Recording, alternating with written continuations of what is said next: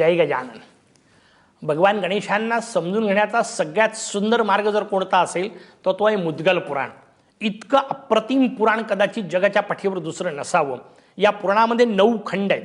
9 खंडांमध्ये 8 खंडात 8 विनायकांचे चरित्र आहेत, ज्याला आपण अष्टविनायक म्हणतो. ही मूळ संकल्पना मुद्गल पुराणाची आहे. अर्थात मुद्गल पुराणाने सांगितलेले अष्टविनायक सध्या आपण ज्यांची यात्रा करतो ते अष्टविनायक नाहीत. हे अष्टविनायक त्या त्या खंडाच्या 8 दिशेला, म्हणजे भारताचा हिशोब आपल्यापुरता करायचा तर भारताच्या 8 दिशेला 8 वर्णन केलेले आहेत. या पुराणाचं वर्णन सांगताना एकच मजेदार गोष्ट सांगतो, म्हणजे आपल्या लक्षात येईल हे किती वेगळं पुराण आहे. या 8 खंडामध्ये 8 राक्षस आहेत.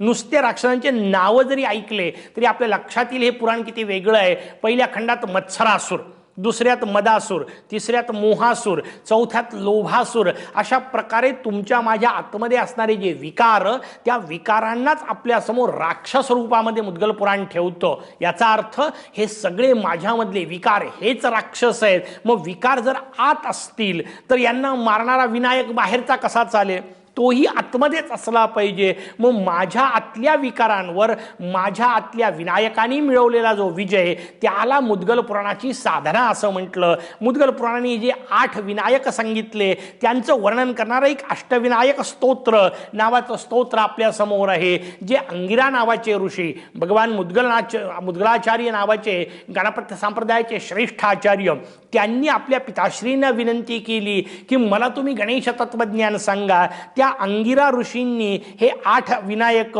त्यांच्या समोर स्थापन केले. त्यांना सांगितलं, अंगिरा म्हणतायत, अनंतः अवताराश्च गणेशस्य महात्मना. गणेशाचे अनेक अवतार आहेत, असंख्य अवतार आहेत ज्यांची मोजमाप करता येत नाही. न शक्यते कथाम वक्तुम मया वर्ष शतैरपी. शेकडो वर्ष जरी मी कथा सांगत राहिलो तरी त्या संपणार नाहीत. तरी मी तुला सांगतो कसा, संक्षेपेन प्रवक्ष्यामी. मी तुला संक्षेपाने सांगतो. मुख्यानाम मुख्यताम गताम, सगळ्यात मुख्यातल्या मुख्य असणाऱ्या ज्या कथा आहेत त्या मी तुला सांगतो. अवतारांश्च तस्याष्टौ विख्यातान ब्रह्मधारकान. गणेशाचे 8 अवतार महत्वाचे आहेत, ते समजून घे. कोणतं आहे? पहिला अवतार सांगितला वक्रतुंड अवतारश्च देहानाम ब्रह्मधारकम. देह नावाची जी आपली रचना, या देहालाच ब्रह्म म्हटलं ते याचं स्वरूप असणारा पहिला अवतार, त्याला वक्रतुंड अवतार असं म्हणतात. कशा आला? मत्सरासुराच्या विनाशासाठी आला. मत्सरासुराच्या विनाशाला पहिला अवतार झाला वक्रतुंड. एकदंतो अवतारो वै देहीनाम ब्रह्मधारकः. पहिला आपल्या समोर देह असतो, या देहाच्या भरोशावर आपण कार्य करतो, पण देह अंतिम नाही. त्याच्या आतमध्ये त्याला चालवणारी जी चैतन्य शक्ती, त्याला देही असं म्हणतात. तो देहात राहतो म्हणून त्याला देही असं म्हणतात. दुसरं ब्रह्म, ब्रह्म शब्दाचा अर्थ जाणून घेण्याची गोष्ट. ही दुसरी अवस्था कोणती? देही अवस्था. त्या देही अवस्थेला एकदंत असं म्हणतात. तो एकदंत अवतार मदासुराच्या विनाशाकरता होतो. खूप बारीक बारीक अर्थ आहेत खरं त्याच्यात. मद याचा अर्थ मोठेपणा, गर्व, स्वतःचा आलेला अहंकार जो निर्माण होतो आपल्या ताकदीचा किंवा आपल्या संतेचा, या सगळ्या प्रकाराला मद असं म्हणतात. त्यांनी जी उन्मत्तता येते त्याला मद म्हणतात. त्याचा मारणारा अवतार कोण? एकदंत. हे सगळे राक्षस आणि त्यांना तेच अवतार का मारतात हे एक पूर्ण वेगळं चिंतन आपल्यासमोर ठेवावं, अशा प्रकारची रचना आहे. पण एक समजून घेऊ, हा सगळा मद एकदंतानी नष्ट होतो. एकदंत शब्दाचा अर्थच आहे ज्याची एकट्याची सत्ता जगात असते त्याला एकदंत म्हणतात. बाकीच्यांनी आपल्या सत्तेचा, संपत्तीचा माच करायची गरज नाही, कारण शेवटी सगळी सत्ता संपत्ती एकट्या मोरयाची आहे. म्हणून एकदंत मदासुराचा विनाश करतात. वर्णन आपल्या समोर केलं. एकदंतो अवतारो वै देहीनाम ब्रह्मधारकः मदासुरस्य हंतास आखु वाहनग स्मृतः. विनायक पहिला जो वक्रतुंड अवतार सांगितला तो सिंहावर बसलेला असतो. इथे दिलेला दुसरा एकदंत अवतार हा मूषकावर बसलेला असतो. तिसरा सांगितला महोदर. महोदर इति ख्यातो ज्ञान ब्रह्म प्रकाशकः. ज्ञान ब्रह्म स्वरूप असणारं महोदर हे तिसरी अवस्था असते. देहात चैतन्य तर सगळ्यांच्याच असतं, ज्ञान फार कमी लोकांना असतं. ते ज्ञान ज्यांना असतं ती तिसरी अवस्था विकासाची. जणू काही मुद्गल पुराण आत्मविकास सांगत आहे. देहाच्या माध्यमातून मिळणारं सुख, मग देहीच्या माध्यमातून मिळणारं सुख, मग ज्ञानाच्या माध्यमातून मिळणारं सुख, स्वतःचा विकास सांगत असताना जी रचना आपल्यासमोर मुद्गल पुराणाने सांगितली, हा तिसरा अवतार त्याला महोदर म्हणतात. मोहासुराच्या विनाशाकरता हा अवतार झाला. पुढचा अवतार गजानन असतो. गजानन सविज्ञेय सांख्येभ्य सिद्धिदायक. जेवढ्या काही गोष्टी निर्माण झाल्या आहेत, म्हणजे ज्याला शास्त्र महत्त्व म्हणतं, तिथपासून तर पंचमहाभूतापर्यंत ज्यांची गणना करता येते, संख्यारूपात ज्यांना मोजता येतं, त्यांना सांख्य ब्रह्म असं म्हणतात. या सगळ्याचं एकत्रित वर्णन गजानन रूपात केलेलं असतं. असा गजानन लोभासुराच्या विनाशाकरता प्रगट होत असतात. लोभ माणसाला कशाचा असतो? जे जे मोजता येतं त्याचा. गजानन या सगळ्याच्या पलीकडे न मोजता येणार आहे. एकदा तो मिळाला की हे सगळे लोभ दूर होतात. अशी सुंदर रचना आपल्याला मुद्गल पुराणकारांनी सांगितली. पुढे सांगतायत लंबोदरावतार क्रोधासुर निबर्हण. हा लंबोदर अवतार भगवंताचा पुढचा होतो, जो क्रोधासुर नावाच्या राक्षसाला मारण्याकरता होतो.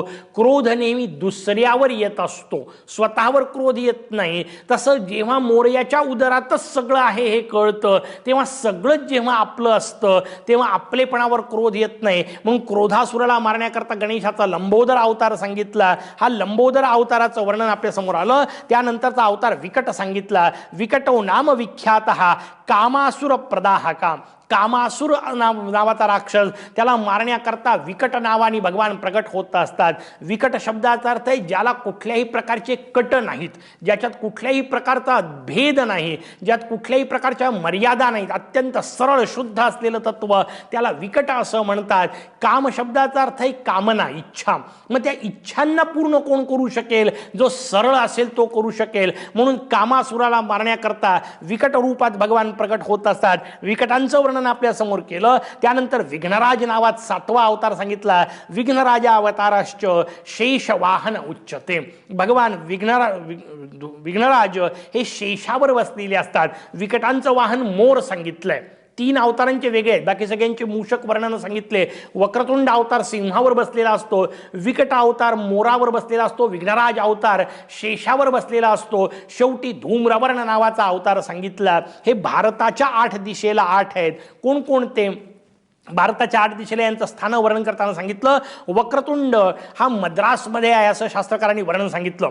एकदंत नावाचं स्थान, तंजावर नावाचं जे स्थान आहे तिथे एकदंताचं स्थान सांगितलंय. धनुष्कोटी म्हणजे जिथून भगवान रामचंद्रांनी संपूर्ण आपला सेतू उभारला त्या धनुष्कोटीच्या जवळ महोदराचं स्थान आहे. केरळमध्ये कालडी नावाचं गाव आहे, भगवान जगद्गुरू आद्य शंकराचार्य महाराजांची जन्मभूमी. तिथून जवळ गजानन नावाच्या अवताराचं स्थान आहे. तुमच्या माझ्या सगळ्या महाराष्ट्रीय लोकांच्या दृष्टीने अभिमानाचा विषय लंबोदर गणेश तुमच्या माझ्या महाराष्ट्रात आहे. ज्याला आपण गणपती पुळे म्हणतो त्याला मुद्गल पुराण लंबोदर गणेश म्हणतं. तो लंबोदर गणेश 5वा विनायक सांगितला. 6वा विकट विनायक शंकराचार्य टेकडींच्या जवळ आपल्या समोर हिमालयामध्ये विकट विनायकाचं स्थान सांगितलं. ज्योतिर्मठ म्हणून जो हिमालयातला प्रांत, मुंडकटा गणेश नावाचं तिथं स्थान आहे, त्याच्या जवळ विघ्नराज गणेशाचं वर्णन सांगितलं. आणि 8वा धूम्रवर्ण नावाचा जो गणेश आहे याचं स्थान तिबेटची राजधानी ल्हासा नावाची, तिच्या जवळ याचं स्थान आहे असं फक्त वर्णन नेमकं मिळतं. हे नेमकं स्थान कुठे आज आपल्याला पाहायला मिळत नाही. पण असे भारताच्या 8 दिशेला असणार 8 विनायक शास्त्रकारांनी आपल्या समोर वर्णन केले. त्याचं वर्णन या स्तोत्रामध्ये आपल्या समोर केलेलं आहे. आणि म्हणून अंगिरसांनी सांगितलेलं, भगवान मुद्गलांना सांगितलेलं हे स्तोत्र की ज्यात वेगवेगळ्या 8 विनायकांचे अवतार आपल्या समोर करण्यात आलेले आहे. मग अशा विनायकांच्या समोर माया तत्र स्वरम लीला भविष्यति सुपुत्रकः संयोगे मौनभावाश्च समाधी प्राप्यते जनैः. अशा मोरयाच्या समोर जेव्हा आपण जाऊन पोहोचतो तेव्हा आपली सगळी माया तिथे लीन होते. आणि मग माया लीन झाल्यानंतर तो मायापती मोरया या अष्टविनायकाच्या माध्यमातून आपलं कल्याण करतो. आपणही त्यांना प्रार्थना करू की आमचाही सगळ्यांचा उद्धार करावा. जय गजानन.